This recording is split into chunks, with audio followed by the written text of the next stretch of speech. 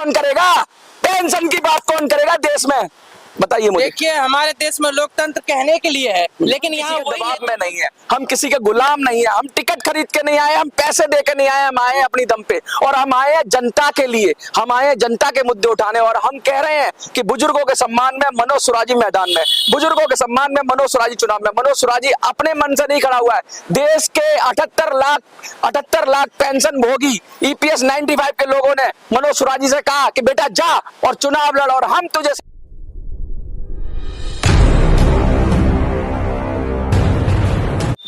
भारत माता की जय, भारत माता की जय, भारत माता की जय। नमस्कार दर्शकों, भारत माता के उद्घोष के साथ यहाँ जयकारा गूंज रहा है। इस वक्त मौजूद हम दिल्ली के लक्ष्मी नगर में।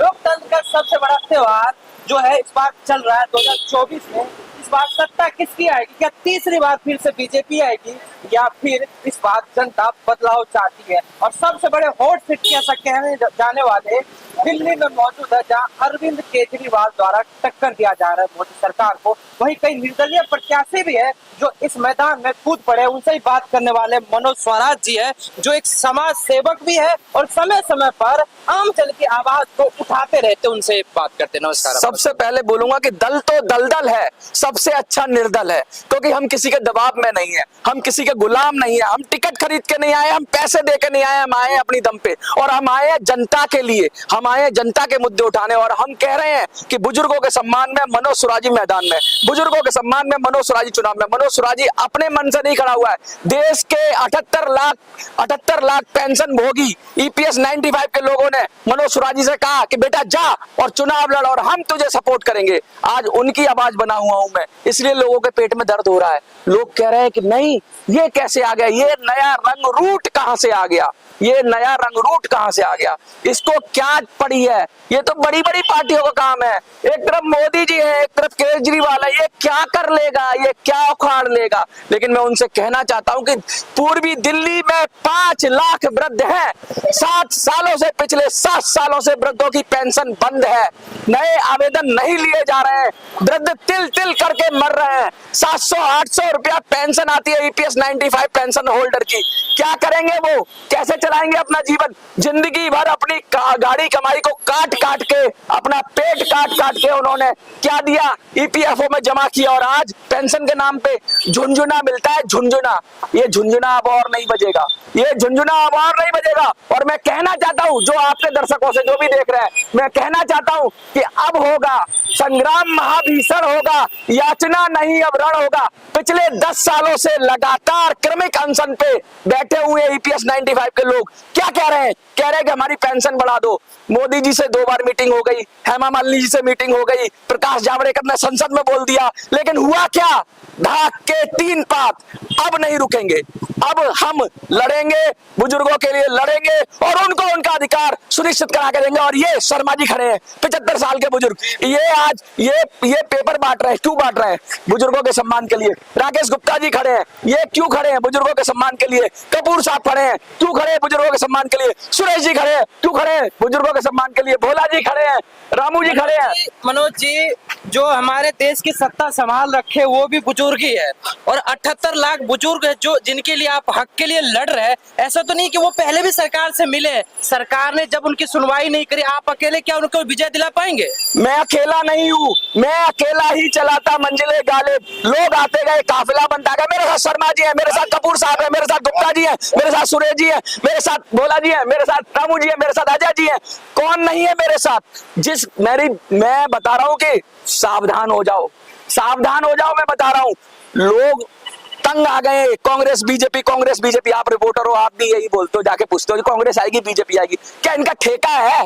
क्या इनकी बपौती है लोकतंत्र पे कि कांग्रेस आएगी या बीजेपी आएगी, बाकी कोई नहीं आएगा? इनकी बपौती है क्या? यही आएंगे? क्यों नहीं करते मुद्दों की बात? मंगलसूत्र की, सुशील जी कभी मंगलसूत्र की बात करेंगे, मंगलसूत्र की बात करेंगे, कभी शहजादे की बात करेंगे, कभी शहनशाह की बात करेंगे। पेंशन की बात कौन करेगा? पेंशन की बात कौन करेगा देश में? बताइए मुझे। देखिए, हमारे देश में लोकतंत्र कहने के लिए है, लेकिन यहाँ वही नेता बन सकता है जो पहले किसी का चाचा भतीजा का हाथ हो सर पे या फिर उसके पास पैसा हो। आपको क्या लगता है, आप कैसे? मेरे पास वो फिल्म में ना अमिताभ बच्चन का डायलॉग है, मेरे पास माँ है, मेरे पास ये देश के बुजुर्ग हैं और ये माँ बाप हैं, ये देश के माँ बाप हैं। जब इन्होंने देश बनाया ना, ये जब देखते हैं हजारों लाखों की संख्या में देखते तो मुझे बल मिलता है। मैं यूट्यूब चलाता था, मुझे कोई शौक नहीं था कि मैं जाने के लिए। जब EPS 95 के लोगों ने मुझे कहा कि जाओ तुम अच्छा बोलते हो, जाओ तुम हमारी बात रखो, ढंग से रखो, बहुत लोग तो जानते ही नहीं कि EPS 95 किस प्रकार से ये जो EPS 95 के जो भी बुजुर्ग है किस प्रकार से समस्या लेकर आपके पास आते हैं, क्योंकि सरकार का कहना लगातार सरकार सुनने के बाद अनसुनी कर रही है, आपके पास कैसी समस्या लेकर आते हैं हमारे दर्शकों को बताइए आप। देखिए, रामलीला मैदान में मैं भी नहीं जानता था कि EPS 95 है क्या। असल में जो गैर सरकारी क्षेत्र होते हैं या सरकार के अंडरटेकिंग में इस तरह की कंपनियां होती हैं, सरकार 1995 में एक योजना लेके आई कि भाई हम तुमको भी सरकारी तरीके से पेंशन देंगे।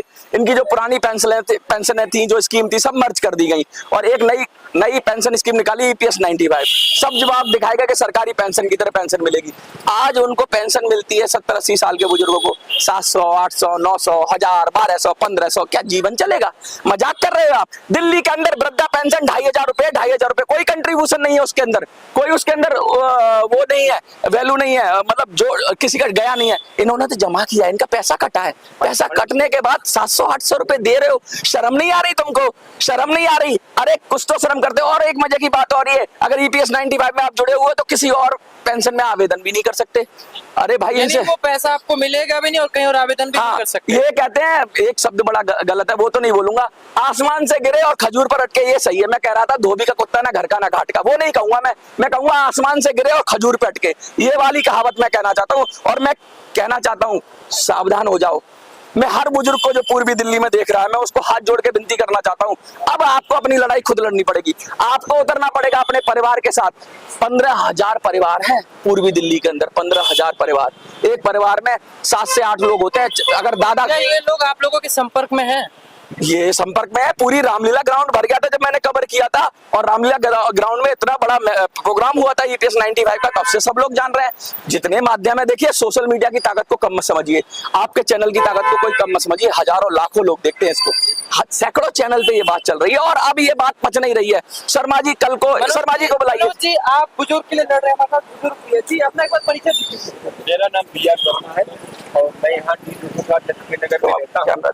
ये जो बात मनोज जी कह रहे हैं, ये बिल्कुल 100% सही कह रहे हैं। ऐसा सरकार इनकी जो उससे है, आप सब बोलिए। सरकार ने पूरे दबा रखे हैं और सरकार इसके बाद ऐसा नहीं है कि सरकार को पता नहीं है, सरकार इनसे पूरी वाकिफ है, मुद्दों से वाकिफ है। क्योंकि मनोज सुराजी आज से नहीं, ये मनोज सुराजी काफी दिनों से इसकी मुद्दे को उठा रहे हैं। ये प्राइवेट अस्पतालों में लाशें रखी रहती, पैसा लिया जाता है, इसका भी मुद्दा ये उठा रहे हैं। ये जो बुजुर्गों की पेंशन अभी नहीं मिल रही, किसी पिछले महीने की नहीं आई, दिल्ली में नहीं आई, केजरीवाल अंदर बंद है, पेंशन लोगों की बंद है। 7 साल से पेंशन, वृद्धा पेंशन के दिल्ली में किसी की नहीं लग रही है।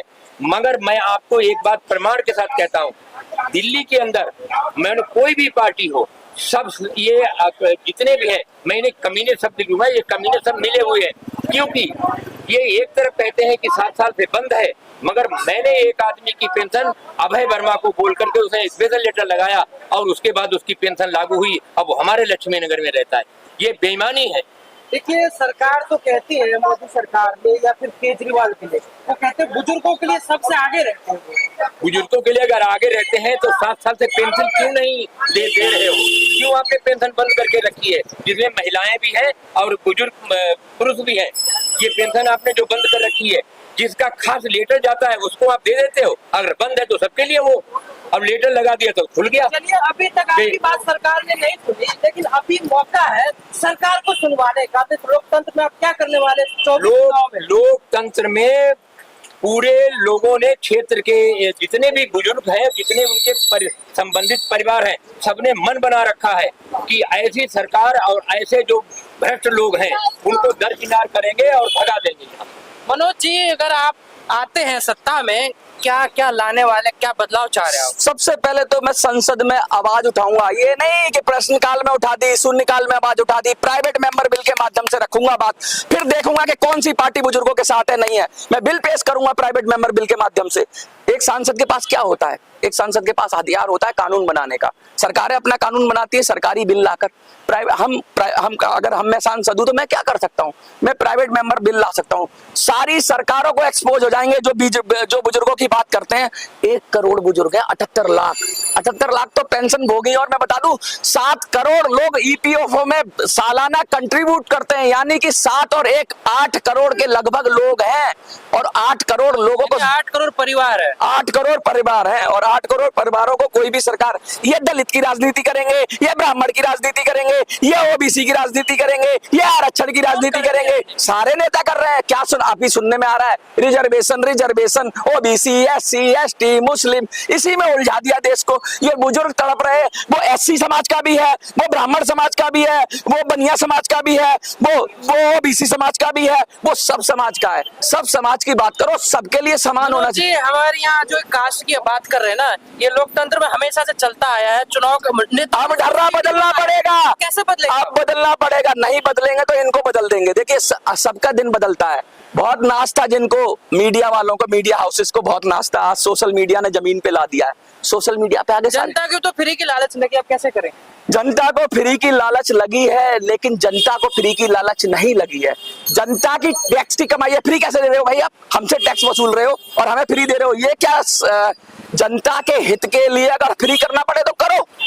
अरे जनता के लिए अगर आप कुछ दे देते हो, 5 किलो राशन दे देते हो, तो क्या आपत्ति है? 5 किलो राशन में उसने तुमने महल तो नहीं दे दिया, अपने लिए महल, अपने लिए टेलीफोन का बिल फ्री, अपने लिए कारें फ्री, अपने लिए पेट्रोल पंप फ्री, अपने लिए हवाई जहाज का यात्रा फ्री। उसको 5 किलो राशन मिल गया तो तुमको परेशानी हो रही है, उसको बिजली पानी फ्री मिल गया तो तुमको परेशानी हो रही है। आपको क्या लगता है 80 करोड़ जनता को 5 किलो राशन जो मिल रहा है, ये गरीबी का प्रतीक है या गरीबी से निकाल रहे हैं?